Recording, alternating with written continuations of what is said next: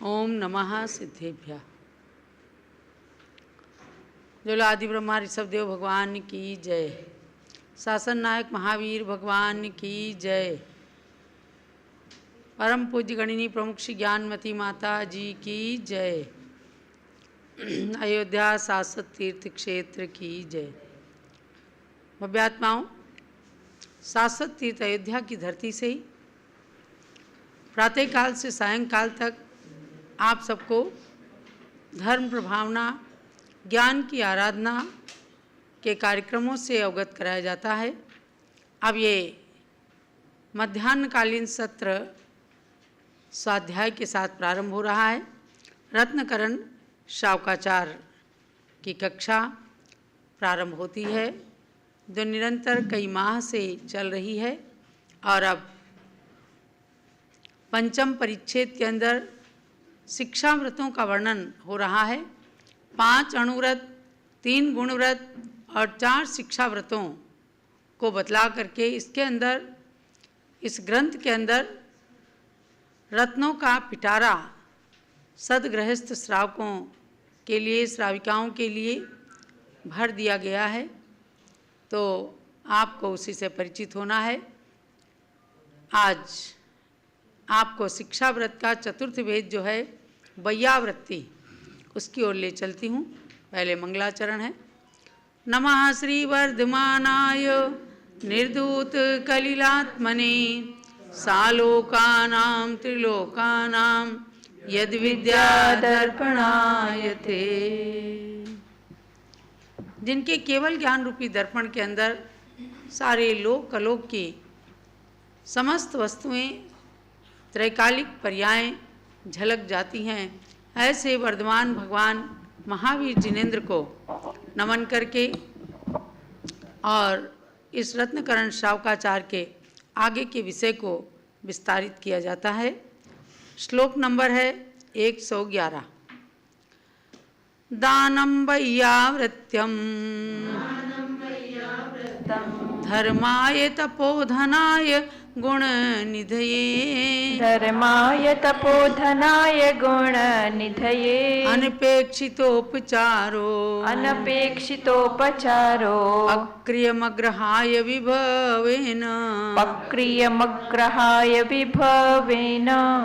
गुण के निधान मुनिराजों को बस स्वपर धर्म की वृद्धि हेतु जो दान दिया जाता वही है वैयाव्रत महाविशेष। यश मंत्र प्रति उपकार आदि से अनपेक्षित हो भक्ति से निज शक्ति विभव के अनुसार उपकार करे गुरु भक्ति से। सच्चे देव शास्त्र गुरुओं के उपासक सदगृहस्थ श्रावक के व्रतों का पालन करते हुए शिक्षा व्रत की ओर बढ़ते हैं। देशावकाशिक, सामायिक, प्रोर्धोपवास, इनके पश्चात वैयावृत्ति पर आते हैं। तो वैयावृत्ति, गुरुओं की वैयावृत्ति की जाती है, सच्चे गुरुओं की वैयावृत्ति। दानम वैयावृत्यम धर्माय तपो धनाय गुण निधये। क्या कहा कि गुण निधये, गुणों के जो निधि स्वरूप हैं, तपोधनाय, ऐसे तपोधन, तपोधन से मतलब तप रूपी धन ही है जिनके पास, ऐसे तपस्या में रत महामुनियों के लिए कहा कि तप रूपी धन से युक्त और सम्यक दर्शन आदि गुणों के जो भंडार हैं, और उनका विशेषण क्या दिया? आग्रहाय। आग्रहाय माने जिनके पास कोई घर नहीं होता, यानी घर के त्यागी जो होते हैं, जिन्होंने मन वचन काय से गृह का त्याग किया। कहीं ना कहीं रहते तो हैं, लेकिन वो अपना घर मान के नहीं रहते। अपना घर जो गृहस्थ लोग बसाते हैं, उस गृह का त्याग करके ऐसे मुनीश्वर जो हैं, जो विभवेन, कौन सा वैभव उनके पास होता है? ज्ञान का धन, सम्यक दर्शन का धन, ऐसे विभव से समन्वित हैं, तो श्रावक उनको क्या करें कि विभवेन माने विधि द्रव्य दात्री पात्र विशेषा तद विशेषा, जो दान के अंदर विशेषता आती है उन्हीं दान के गुणों को लेकर के कहा है कि विधि द्रव्य आदि संपत्ति के अनुसार अनपेक्षितोपचार क्रियम, यानी गुरु हमें कोई मंत्र दे देंगे, हमारा व्यापार बढ़ा देंगे या हमारी कोई सहायता कर देंगे, इन सब अपेक्षाओं से रहित होकर के सच्चे गुरुओं के पास जा कर के और उन्हें प्रत्युपकार की अपेक्षा से रहित होकर के ये हमारा कुछ उपकार कर दें, इसकी अपेक्षा नहीं रख करके बड़े अच्छे मन से जा कर के धर्माए, धर्म के निमित्त से, केवल धर्म को प्राप्त करने के लिए, मोक्ष की ओर आगे बढ़ने के लिए, इस निमित्त से जो दान दिया जाता है उसको कहते हैं वैयावृत्यम कथ्यते, उसको कहते हैं वैयावृत्य। केवल हाथ पैर दबाना ही वैयावृत्ति नहीं है। लोग कहेंगे माता जी थोड़ी देर वैयावृत्ति कर दें।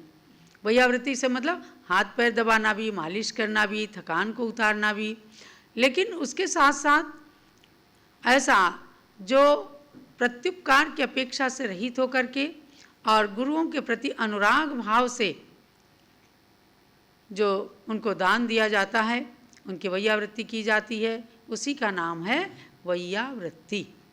तो सार रूप में क्या समझना है? तप ही जिनका धन है, सम्यक दर्शन आदि गुणों की निधियाँ जिनके पास में हैं और जो आगार से रहित हैं अर्थात अनगार हैं, गृह त्यागी मुनिराज हैं, मुनि आरिका छुल्लिका वगैरह, उनके लिए किसी प्रकार के स्वार्थ की भावना से रहित होकर के जो निस्वार्थ सेवा की जाती है तो वह कहलाता है, चाहे आहार दान हो, औषधि दान हो, उनके लिए विद्या का दान हो, ग्रंथ का दान देना चाहें, तो ये सब दान ही उनके लिए वैयावृत्ति कहलाती है। तो महानुभाव, आपने को जानना है कि श्लोक के अंदर बहुत ही चुन चुनकर आचार्यगण शब्द रखते हैं। उन्होंने क्या कहा? व्यापत्ति, अर्थात उन्होंने इस व्यावृत्ति दुख निवृत्ति प्रयोजनम यस्य तत् वैयावृत्यम, वैयावृत्ति का लक्षण क्या कहा कि दुख निवृत्ति जिसका प्रयोजन है उसे कहते हैं वैयावृत्ति। तो दुख निवृत्ति मतलब किसी प्रकार का दुख, शारीरिक दुख, मानसिक दुख, कायिक दुख, कोई दुख है संतों को उसका निवारण करके और अपने कर्तव्य का पालन करना, कहीं विहार कर रहे हैं तो उनके विहार में व्यवस्थाएं बनाना, ये सब वैयावृत्ति है। ये शिक्षा व्रत का चतुर्थ भेद बताया गया। ऐसी वैयावृत्ति करना, सर्वोत्तम वैयावृत्ति की जाती है संतों की। और उसके साथ साथ घर के अंदर भी औपचारिक रूप से बहुएं सासुओं की विनय करती हैं, पुत्र पिता का विनय करते हैं, उनकी आज्ञा में चलते हैं, उनके सुख दुख में काम आते हैं। तो ये सब आपस की वैयावृत्ति है। इसमें छोटा बड़ा नहीं देखा जाता है कि हमसे छोटे हैं तो हम इनको कैसे करें। वैयावृत्ति एक ऐसा है कि सर्वशक्त्या वैयावृत्यम कर्तव्यम, सर्वशक्ति से वैयावृत्ति करने वाला एक दिन भीम जैसी शक्ति को प्राप्त करते हैं। तो महानुभाव, ये वैयावृत्ति नाम का शिक्षा व्रत है। अब आगे इसी में चलते हैं 112 नंबर श्लोक की ओर। व्यापत्ति व्यपनोदः, व्यापत्ति व्यपनोदः, पदयो संवाहनं च गुणरागात्, पदयोः संवाहनं च गुणरागात्, वैयावृत्यं यावा, वैयावृत्यं यावा, उपग्रहोऽन्योऽपि संयमिना, उपग्रहोऽन्योऽपि संयमिना, मुनि के गुण में में अनुरागी बन उनके के दुखों को दूर करे, पद संवाहन मर्दन आदि और अन्य सभी उपचार करे। इस विधि से जो मुनियारिकादि संयमियों की वैयावृत्ति, यह चौथा शीर्षाव्रत माना, इससे होती सुख संपत्ति। बहुत ही सुंदर भाव संजोए हैं कि जो दान दिया गया गुणों में अनुराग करके, वह भी वैयावृत्ति है। और वैयावृत्ति का जो दूसरा लक्षण बताया, व्यापत्ति व्यपनोदः, कैसे गुण रागात, मुनि आरिका क्षुल्लक क्षुल्लिका आदि जो चतुर्थ संघ हैं, इन गुरुओं के प्रति गुणों का अनुराग जब तक मन के अंदर नहीं होगा, तब तक व्यक्ति दिखावे में तो कुछ कर सकता है, अंतरंग से नहीं कर सकता। आप क्षण दो क्षण के लिए गुरुओं के पास जाते हैं, उनके पास बैठ करके बड़ी शांति मिलती है। क्यों पुष्पा? शांति मिलती है कि माता जी हमें तो आपके पास बैठने में ही शांति मिलती है। आप चाहे कुछ बोलें चाहे ना बोलें, ये क्या है? गुण रागात, ये गुणों के प्रति अनुराग है। और गुणों के प्रति अनुराग करने से अपने अंदर भी गुणों की वृद्धि होती है।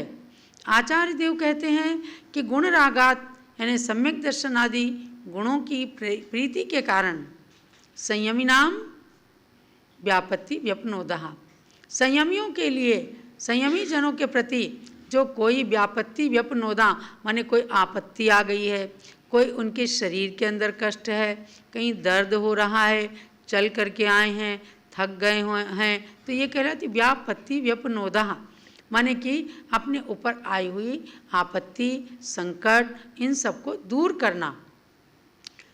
किन्हीं भी गुरुओं के, जो लोग कहीं से चल के जाते हैं, श्रावक लोग आते हैं, जल्दी जल्दी गर्म पानी करते हैं, पैर धोते हैं, उनकी वैयावृत्ति करते हैं, मालिश करते हैं, पैर दबाते हैं, ये सब क्या है? गुणों के प्रति अनुराग।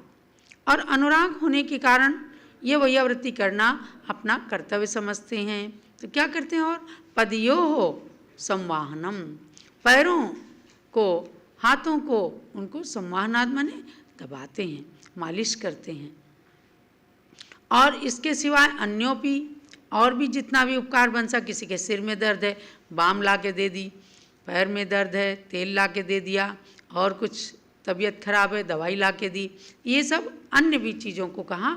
अन्योपि, अन्य भी यावान उपग्रह, जितना भी उपकार अपने से बन सके, सह वह वैयावृत्ति कहा जाता है। अब आप समझ गए होंगे कि वैयावृत्ति का मतलब केवल तेल लगाना नहीं है, उन गुरुओं के अनुकूल चलना और उनके अनुकूल औषधि आहार तेल आदि लगा करके दे करके उनका उपचार करना, ये भी वैयावृत्ति है। आहार देना ये भी वैयावृत्ति है।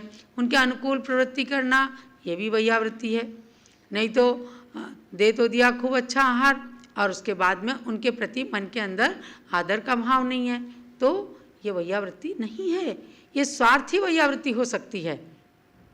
तो यहाँ देश संयमी और सकल संयमी दोनों के लिए कहा गया है टीका के अंदर कि आप आवश्यकता के अनुसार व्रतियों की भी सेवा करें, सकल संयमी की भी, मुनियों की भी, आरिकाओं की भी, अणुव्रतियों की भी, परस्पर में भी, गृहस्थ में रह करके भी वैयावृत्ति के धर्म का पालन करना है। आगे कहते हैं दान का लक्षण और आगे बताते हैं कि दान ही वैयावृत्ति है क्या, तो दान का भी लक्षण बताते हैं। नव पुण्य ही प्रतिपत्ति, नव पुण्य ही प्रतिपत्ति, सप्त गुण समाहितेन शुद्धेन, सप्त गुण समाहितेन शुद्धेन, अपसूनारंभाणाम्, अपसूनारंभाणाम्, मार्याणामिष्यते दानम्, मार्याणामिष्यते दानम्, पड़गाहन उच्च स्थान पाद प्रक्षालन पूजन नमस्कार मन वचन काय शुद्धि भोजन शुद्धि ये नवधा भक्ति सार जो 7 गुणों से युक्त सावक रुचि से नवधा भक्ति पूर्वक देते संयमियों को आहार उसको ही दान कहा गण व्रत। यानी ये सब क्या वैयावृत्ति नाम के शिक्षा व्रत के ही सब पर्यायवाची नाम है। तो दान देना, आहार दान देना, ये बहुत बड़ी वैयावृत्ति है। बल्कि यहाँ तक शास्त्रों में कहा है कि आहार दान के अंदर 4 प्रकार के दान समाविष्ट हो जाते हैं। कैसे? आहार दिया हो तो भोजन हो ही गया, उनको जो आवश्यकता हुई उनके अनुरूप औषधि दिया तो औषधि दान का भी पुण्य लग गया। आहार दान, औषधि दान, ज्ञान दान, उस आहार को करके साधु स्वाध्याय करते हैं, दूसरों को ज्ञान वितरित करते हैं, शास्त्र का लेखन करते हैं, प्रवचन करते हैं, तो आपको भी ज्ञान दान का लाभ प्राप्त हो जाता है। चौथा होता है अभयदान। अभयदान संत से ज़्यादा कोई दे ही नहीं सकता। प्राणी मात्र की रक्षा करते हैं, थोड़ा सा आहार लेकर के और सबको अभय दान देते हैं, तो आहार दान देने वाले 4 दान का पुण्य अर्जित कर लेते हैं। अब वो आहार दान कैसे दिया जाता है, उसके लिए कहा कि नव पुण्य ही प्रतिपत्ति ही, अर्थात 9 प्रकार की नवधा भक्ति को 9 प्रकार का पुण्य कहा। कितने सुंदर शब्द हैं। और कहा 7 गुण समाहितेन, 7 गुण से युक्त होना चाहिए। यानी श्रावक श्राविकाएं जो हैं, जो दान देते हैं, वो 7 गुणों से समन्वित होने चाहिए। 7 गुण कौन से हैं? श्रद्धा, तुष्टि, भक्ति और श्रद्धा, तुष्टि, भक्ति, विज्ञान, मलुब्धता, क्षमा, सत्वम, यस्यैते 7 गुणास्तम दातारम प्रशंसन्ति। श्रद्धा होनी चाहिए, संतोष, भक्ति संत के प्रति, विज्ञान यानी उनको विवेक हो कि क्या आहार दान देना है, बीमार को कैसे देना है, अच्छे साधुओं को कैसे देना है, स्वस्थ को कैसे देना है। अलुब्धता, लोभ ना हो कि जितना पाए हम अपने लिए रख लें। क्षमा धारण करें कैसी भी परिस्थिति आ जाए। सत्व, धैर्य, या कहीं सत्यम भी कहा है, यानी सदा सच बोलें। ये 7 गुण जिसके अंदर रहते हैं, तम दातारम प्रशंसन्ति, ऐसे दातार की संसार के अंदर बहुत ही प्रशंसा होती है। ऐसे गुण किसके अंदर थे? राजा श्रेयांश के अंदर थे। ऐसे गुण सती चंदनबाला के अंदर आया, और तब जब उन्होंने महावीर स्वामी को आहार देने की भावना भी की तो उनके बेड़ियां टूट गईं, उनके मुंडे हुए सिर पर सुंदर केस आ गए, दासियों जैसे वस्त्र राजसी वस्त्र बन गए, मिट्टी का सकोरा सोने का कटोरा बन गया, कोदों का भात शाली धान्य की खीर बन गई। ये जब अंदर से गुण होते हैं ना, भक्ति होती है, तो भक्ति के महात्म्य से ऐसे सब चीज़ें प्रकट हो जाती हैं। ऐसे दातार की प्रशंसा आज महावीर स्वामी के साथ चंदनबाला का नाम आहार दान में जुड़ गया, भगवान ऋषभदेव के साथ राजा श्रेयांश का नाम जुड़ गया, और हस्तिनापुर उसके साथ में प्रशंसा का पात्र बन गया कि हस्तिनापुर में पहला इक्षु रस का आहार हुआ था। तो आज के भी दातारों को, जो संतों को आहार देते हैं, उनके लिए भी कहा कि हे भव्यात्मन, आप अपने अंदर इन 7 गुणों को प्रकट करो और फिर नवधा भक्ति करके संतों को आहार दो। तो 9 पुण्य ही, 9 प्रकार के पुण्य, नवधा भक्ति करो। नवधा भक्ति कौन सी है? ये सब चीज़ें ध्यान देनी, करते रोज है सब लोग, लेकिन जब प्रश्न करो तो 9 प्रकार की चीज़ें गिनवा नहीं पाते। क्या उसमें?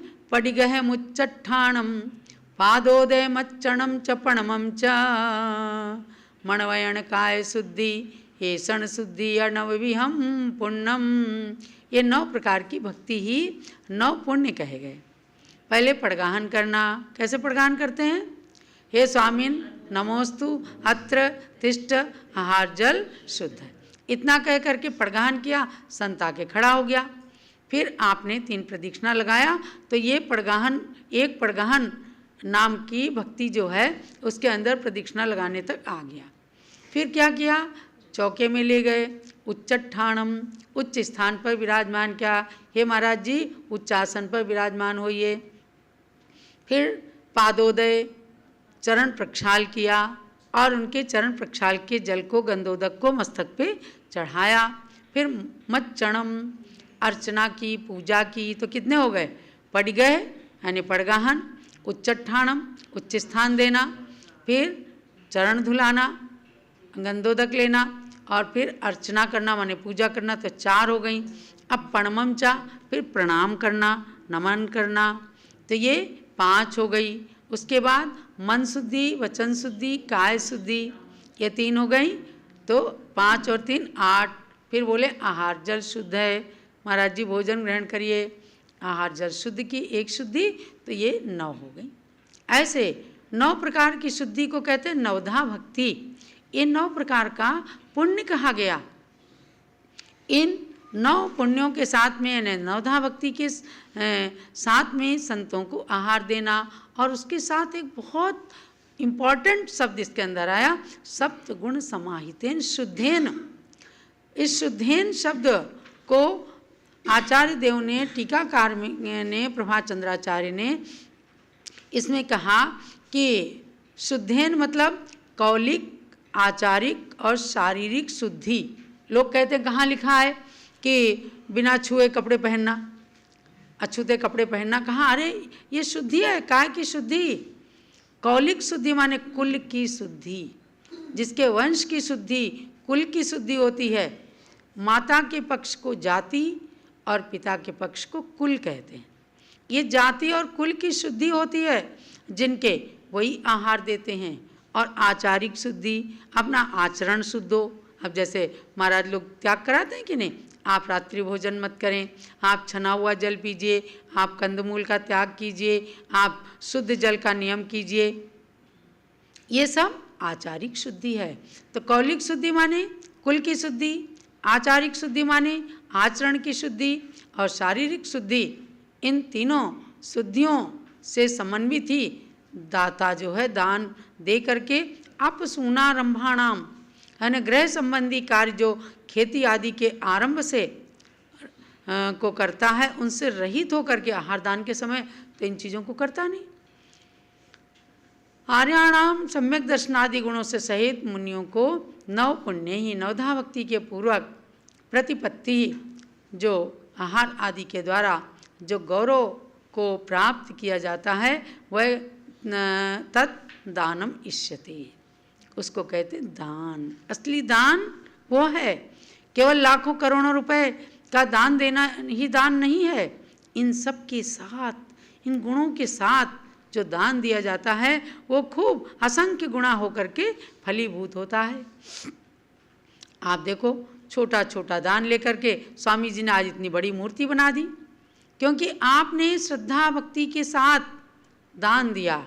यहाँ यद्यपि आहार दान की बात चल रही है, लेकिन और भी दानों में जो भाव से दान दिया जाता है तो वो बहुत ज़्यादा फलीभूत होता है। तो महानुभाव, रत्नकरण शावकाचार्य के इन श्लोकों के माध्यम से श्रावक जन अपनी क्रियाओं को जाने और संतों की क्रियाओं के पालन में सहयोगी बने, यह शावकाचार का फल होता है। वरना हमने खाली लाइनें पढ़ ली, उसको अमल में नहीं लाए तो बस पंक्ति किताब के अंदर बंद होकर के रह जाएंगी। लेकिन उन पंक्तियों को अपने अंदर साकार करना, जिह्वा के द्वारा, मन के द्वारा साकार करके और मोक्ष मार्ग पर आरूढ़ होना, यह स्वाध्याय का सबसे बड़ा सार होता है। तो आप सभी इस रत्नकरण शावकाचार्य के इन श्लोकों का जो अभी इस समय शिक्षाव्रत के अंदर वैयावृत्ति नाम के शिक्षाव्रत का अध्ययन कर रहे हैं, उसके अंदर इसमें बहुत ही सुंदर अपने प्रतिदिन के प्रैक्टिकल जीवन के अंदर आपके यहाँ संत आते ही रहते हैं। आचार्य चक्रवर्ती आचार्य शांति सागर महाराज का परम उपकार है। पूज्य ज्ञानमती माता बताती हैं कि सन 1952 में जब मैंने घर का त्याग किया तो पूरे देश के अंदर 60-70 से ज़्यादा साधु साध्वी थे ही नहीं। आज 70 साल के इस पीरियड के अंदर 1600 से 1700 संतों का भ्रमण पूरे देश के अंदर हो रहा है। यह उन्नति का सूचक है, अर्थात यह आचार्य शांति सागर महाराज का उपकार है और गणनी ज्ञानमती माता जी का भी उपकार है कि 20वीं शताब्दी में प्रथम बाल ब्रह्मचारिणी आरिका बन करके आज बाल ब्रह्मचारिणी बहनों के लिए एक ये मार्गदर्शक बन गई, मसीहा बन गई। तो मुनियों का मार्ग भी खुला, आरिकाओं का मार्ग भी खुला और थोड़े बहुत क्षुल्लक क्षुल्लिका के व्रतों का भी धारण करके और मोक्ष मार्ग में अग्रसर होते हैं। एक लंबी कतार ब्रह्मचारी ब्रह्मचारिणियों की भी लगी रहती है संघों के अंदर और वे भी एक न एक दिन साधु बन करके आप सबका मार्गदर्शन करेंगे। तो उन सब की चर्या भी पहले श्रावकाचार रूप रहती है, उसके बाद मूलाचार रूप बनानी पड़ती है। तो अपने को श्रावकाचार भी पढ़ना, अब इसके बाद हमारे यहाँ मूलाचार का स्वाध्याय चलता है। तो हम पहले आपको श्रावकाचार सुनाते हैं, आप अपने धर्म का परिपालन कीजिए। उसके बाद हम अपना मूलाचार पढ़ते हैं।